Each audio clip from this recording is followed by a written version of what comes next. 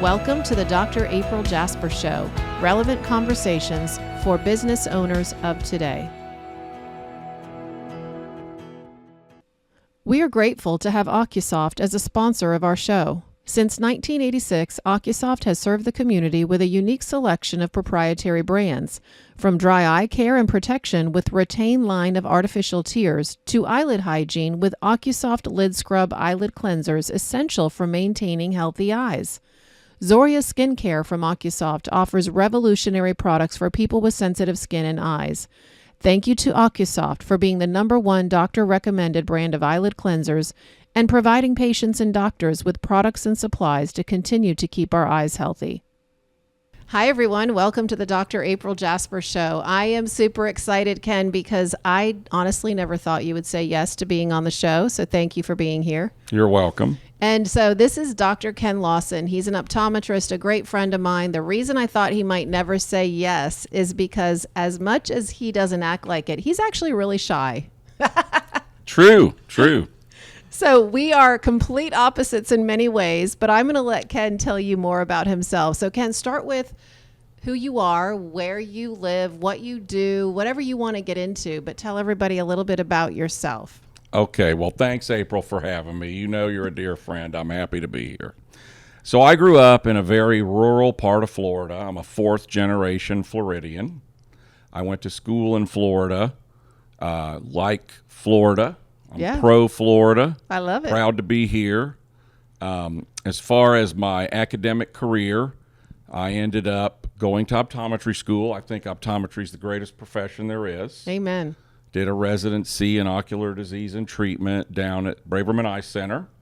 Came back to my hometown where all of my 13 aunts and uncles lined up first for eye care. That was, of course, complimentary because they're part of your family tree.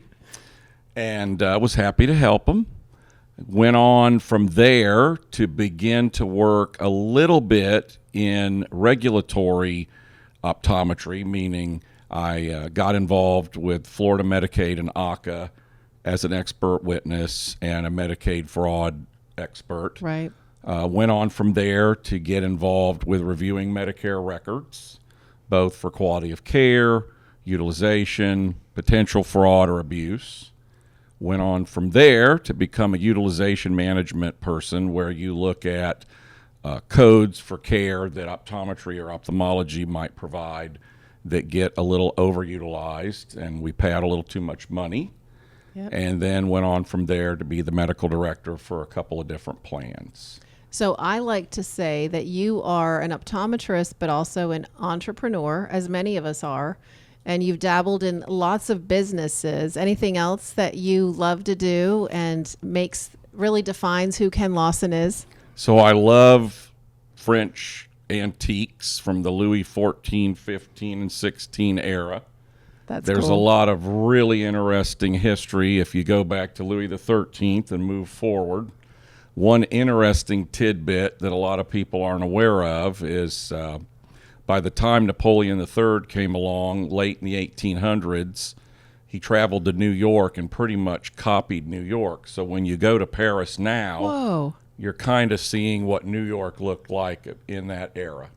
And so I just think it's really culturally rich and diverse. And to be honest, as you can probably attest to, you have to have things that get your mind off the eyeball every now and then. Oh, I love that. What a great lesson. Hey, so you guys may not know this, but Ken's wife, Dr. Jamie Lawson, is equally amazing. And I think she enjoys all of those activities as well. Does she like to go to Paris? First of all, she's the better, nicer Dr. Lawson. Yes. So I take second place. But to April's point, my wife I call a traveler because she loves to travel. And I'm called a vacationer because I will go somewhere, but I don't want to walk 40,000 steps a day. And that's her entry level for how much sightseeing you have to do. So yes, she loves it. It's a good thing you don't wear a watch because you can't track your steps. And she'll just be like, honey, we didn't go that far. Come on. I know. She has an agenda for every moment of the day from the time you wake up to the time you go to bed. So here's what we'll do. We'll travel together, and I will do the walking with Jamie. Beautiful. Sign me up. That Sign sounds me great. up. David will relax with you. I like that. I like that. So let's go back to some of our early days together. How did we meet? So we met in a kind of an interesting way. Okay. We were both trying to come on the FOA board, and I had waited a year to come on, and I had sort of said to the folks that had asked me to come on, look, if I'm going to go, I need to go now. You were obviously in line to come on, and everybody wanted you on there, and thank you for being on there. It was definitely a lot for you, be on that board. And so we kind of got into a little bit of a brokering of who got to go on first.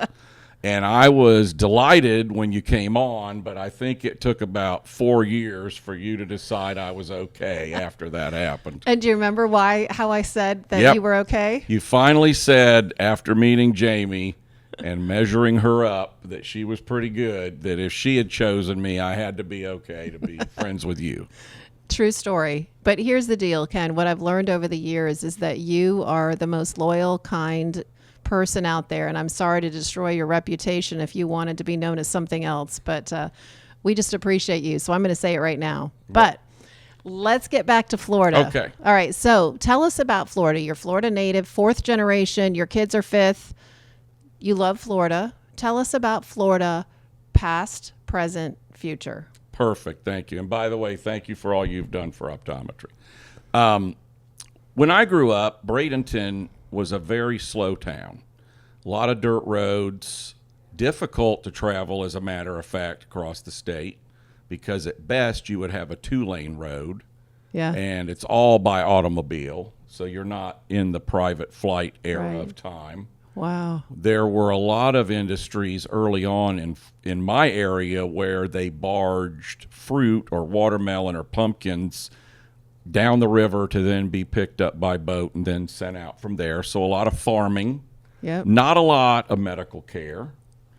In fact, fast forward, the practice I bought later was the first ophthalmology practice in Bradenton, and that was in the 60s. Oh, my. So it was a long time before we got a medical eye provider. Wow. And then what I saw happen as we moved to the present is it was just an explosion of development. So it seemed like everybody figured out that Florida was a great place. Yes. They all wanted to come here. April, initially, Florida was a beach town where people visited, but they didn't want to really live there because of the heat. And I think the game changer was air conditioning. So you had air conditioning as a kid? We finally got air conditioning. We begged my father to put in an air conditioner. Back then it was a window unit. He decided to put it in his bedroom. So his bedroom was a refrigerator and the rest of the house was an incinerator.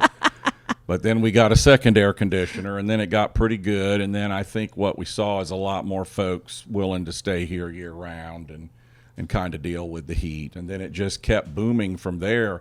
It almost grew and outpaced where infrastructure could kind of keep up with it. And so today, think of the past. Bradenton was a smaller town, and probably all of Florida. Wouldn't you say most? I mean, Florida's so... is the word diverse? Is the word different everywhere you go? That's one of the things I think is incredible. I tell my friends, you can go any town in Florida and it's going to be completely different than the one you were just in. So some of the similarities, some of the same things all over Florida. But what took Bradenton from the past being kind of a smaller growing town, present you would say is booming, still growing? Yes. So Tropicana was hubbed out of Florida. Okay. And Tropicana had a pretty good orange production unit there. I think for all of Florida, as you said, it started out as coastal communities, and then it started to build more into central Florida.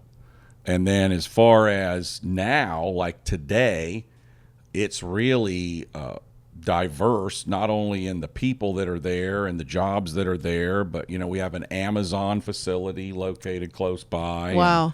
other types of businesses have really settled in, mainly because Florida not having the state tax attracted a lot of businesses. And so I think that pushed it. And then the most recent development that everybody saw was COVID, because Florida, for the most part, stayed open. Wow, So a lot of folks came into Florida. And didn't leave. Decided it was a good place to stay. With their air conditioning. So what about the future? What do you see as the future for Florida? And I think, did you mention to everybody the other things that you do for us, even optometry, but you do politically for Florida? So I am the legislative chair for the Florida Optometric Association. I'm very passionate about it. Optometry as a profession has to have legislative designation for what we can do and what we can't, whereas medicine just gets given all of medicine and then their board decides how to handle it. And early on, I was part of some skirmishes that occurred over what kind of care we could provide, or what kind of title we could use, or who we had to use for even our own staff. And so to keep the business side of it going and taking good care of patients, I've enjoyed defending the profession and seeing it expand. I passed a scope expansion bill with the Florida Optometric Association in 2013. We passed some other legislation in 2015. But it's given you the ability to learn a lot more about Florida and politics and what's happening overall. So I don't know how much you want to talk about that in general before we dive into more in optometry, but what has it taught you, and what are some lessons and things you would say, what is the future for Florida? I think the future is really bright. I think what most Floridians don't really realize is, and I make this as a joke, that when the Florida legislature is in session, no one's property, money, or future is definite, right? Wow. So you have to stay engaged. Right. And I think that there's a lot of people that don't like some part of politics, or they don't like the way some of the political things happen. But I just have always treated it with temperance and figured that I would rather be at the table than on the menu. So I'm going to stay engaged and stay on the high road. You've done a really good job of that. I mean, with all your diplomacy, you've never gotten upset or acted out, because, as you know, once you get upset or angry or you say things reactionarily, you're not going to be able to take them back. Nope, it's over. So you're better off to just listen and try to influence in a positive way. And I think if more people in Florida looked at it like that you need to influence in a positive way, it would make the process better. 86% of people with dry eye cases are MGD related, but only 16% of the people, I guess, seek treatment. What are their options? I think what happens is, in my experience, again, 30 years of doing this, is that patients just try to self-medicate. And so then you go into, what is another option that we have that we can do in office for patients to alleviate their symptoms and clear this problem? And that's where Tixel comes into place. So tell us about it. Yeah, what's wonderful about it is an FDA-cleared device that allows this thermomechanical action to actually go to the root cause of the problem, those meibomian glands, and be able to help patients to go back to a normal secretion of oils, thereby helping them to have better eye comfort and alleviate their dry eye symptoms. I think we just heard a life lesson, everybody. That could be taken to many different parts. Any realm. Exactly. Take it to any realm.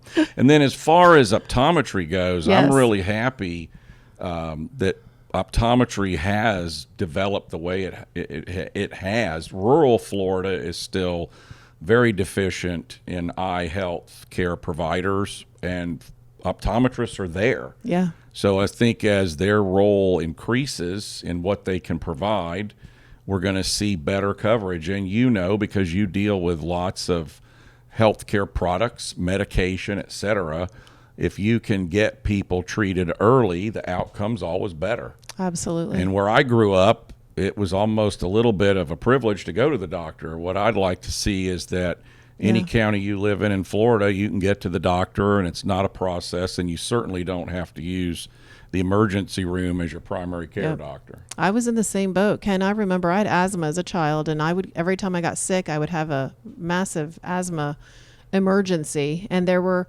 basically, our family, what we did is we would wait until the very last minute, and my dad counted on me to say, and my mom, I can't do it. I'm not going to make it. And at that point, we would go pay, which was, you're not going to believe this, the $20 to the doctor to see April because I was the only one in the family that ever needed to see somebody. So yeah, I mean, people don't realize Florida sounds like it's this big tourist area. Everybody goes to the beach. It's all that, but there's a lot of need. A lot of need. And unfortunately, a lot of the lower income folks, which is for the most part where I began, they just kind of give up on medical care. And so by the time they do get to the doctor, the process is very far down the road, and they either don't end up with a good outcome or it costs the system more money. So you're doing and helping us, we're all actually working together to create a way to better be able to care for those patients is the reason we're bringing this up, right? Right. Every study that's ever been done says if you want to look at the return on your investment in terms of the provision of health care, or if you want to look at the outcomes for, let's say, diabetics or patients with macular degeneration or glaucoma, it's much better if you can get them to a doctor sooner, right? And you treat them preemptively as opposed to you get to them at the end of the disease process and now they're blind or their quality of life's never going to be as good. So you bought your practice, and we don't have to name a time if you don't want to. Everybody knows David and I bought our private practice from another doctor in 2002. Let's just call it, I don't know. 1994. There you go. 1994. What was it like in the beginning? And then how did things progress, and where are you today? So it was very interesting. We bought an ophthalmology practice, and they only had 60 frames in the optical. Wow. So it was 15 kids, 15 men's, 15 women's, and 15 of whatever you want to call it. So we tried to immediately expand our eyewear selection. And, when we worked in the community, what we found was that people really, really appreciated our care and our service. Yep. And they liked the fact that we took time. And to us, 3 or 4 minutes may not seem like a lot, but at the end of the exam, to even spend 3 to 5 minutes going over everything with the patient, the word of mouth really carried. Yes. That you were getting, more time with the doctor, and people really started to come in. And so we grew. And when we got to the point where both Jamie and I were kind of maxed out and booked out for quite a while, we then moved on and actually added another doctor who's now taken over the practice, and I want to see my legacy with her continue. So we're real happy. Yes, I love that. So your community got not just one doctor, but 2 when you guys joined. Yes, because Jamie was a Florida transplant, but part of the package deal was she had to come back to Bradenton. And patients love her. She's fabulous. She spends even more time with them than I do, and she's just very elegant. And as you know, April, if you really talk to patients, there's a lot of patients that will say, I would like to see a female doctor. And then there's some patients that say, I want to see a male doctor. So if in your practice you have both, it's going to make a very comfortable environment for the patients to pick. Absolutely. All right. So a couple key questions I always ask everybody. One of them, what is something that you can point to in your childhood or past, or even a mentor that you had, that helped to create the Ken Lawson we see today? I would say along the way, there were lots and lots of people that served to help build my Ken Lawson 10.0. Yep. The FOA board, obviously you, different people. What you learn to do as you go through life is you want to try to always make people look better, not worse, and try to use their knowledge or their specific experience to better yours. Yep. So I think early on, I was a bit naive to a lot of things. Like, for example, Dr. Howard Braverman taught me, don't be afraid to bill for what you provide. I think that's a problem, that people undervalue their service. Yep. He also taught me to be engaged with the profession, and that part of that engagement involves some amount of volunteerism, so that in a perfect situation, everybody gives back some way to the humanity or their profession. And then as I moved forward, The other thing my wife taught me, which initially I wasn't so good at, was to listen and try not to interrupt. Try to let people express their opinion, whether I agreed with it or not, before trying to communicate or act. And so Wow. I think those two forces kind of guided me, made Those me are better. awesome. I love that. Okay, so another question I always want to have an answer to. Well, let's ask it this way. The future, I say to people, what do you see as the next 5 years? So I'm going to make it broad for you. If you want to take it to what do you see the next 5 years for optometry? What do you see in the next 5 years for Ken Lawson and Jamie Lawson? Sure. Okay, so optometry's got a bright future. It's clear that there's going to be a lot of people that need to have eye health care. And I know you've heard me say this. I feel like optometrists are the primary eye health care provider. Yep. I think that we've gotten a lot better at looking at the family tree of our patients for what that could mean for them. So, like, for example, my mother's mother had wet macular degeneration very early on, so I mother henned my mother a lot closer. I did things that, in my personal opinion, I felt could benefit her. For example, I had her on, MacuHealth as a formula. I know there's debate over vitamins. I'm a big believer in vitamins. I'm a big believer in optometry's role in getting things to patients that could improve their odds of going against their genetics. Because I think there's genetic tendency, and then what you do to manipulate it to the good or to the bad gives you your outcome. So I think in terms of optometry's future, couldn't be better. I feel great about all the people that are going into the profession, and I really think the profession is just going to continue to expand and do more. Amen. I love it. And then as far as Florida goes, I'm very proud of it. Obviously, I know there's a lot of controversy over federal politics and Florida politics, but in my opinion, America is still the best place to live. You can knock it however you want, but I don't want to live anywhere else, and I'm tickled to death to stay right in Bradenton, Florida, all the way to the end of my time. So that's my outlook for myself. And the stories you tell about your place, your house, all the creatures that live around you. You definitely interact with Florida wildlife if you live in Florida. Growing up, it was the 3-inch flying cockroach, and as of late, it's everything from coyotes to alligators to you name it, but that's the way I like it. Yep. All right, so last question. You ready for it? I'm ready. Your advice to your younger self. You don't could like that could one? have done a lot better. That's what I would say. You could have done a lot better. How? What do you mean? Well, I mean, I had a temper that I should have never had. I was too short with people. I kind of tell my daughter men get better with age because okay, baby. all men are probably better than me, but I know I was like Yosemite Sam at age 20 and had to kind of work to get out of that. But I would say to my younger self, it's going to be fine. Just relax. Don't get upset about the little things that don't really matter. Yep. Stay focused on making your patients' lives better. The money will come. I mean, obviously you want to be as entrepreneurial as you can in your life, but I would say calm down and don't be quite as excited. That's good. You guys, I mean, I now you know why I wanted Ken to be on the podcast. He didn't tell as many jokes as he will if you go to dinner with him, but he's still a funny guy. And I would never know that that was your challenge as a younger self, a younger Ken Lawson, because you're so calm, cool, and collected. It must have been Jamie. It must have been. She must have been Valium for me in the female form. Ken, we appreciate you. David and I Thank just you. want you to know. I'm glad to have a chance to chat. Thank you.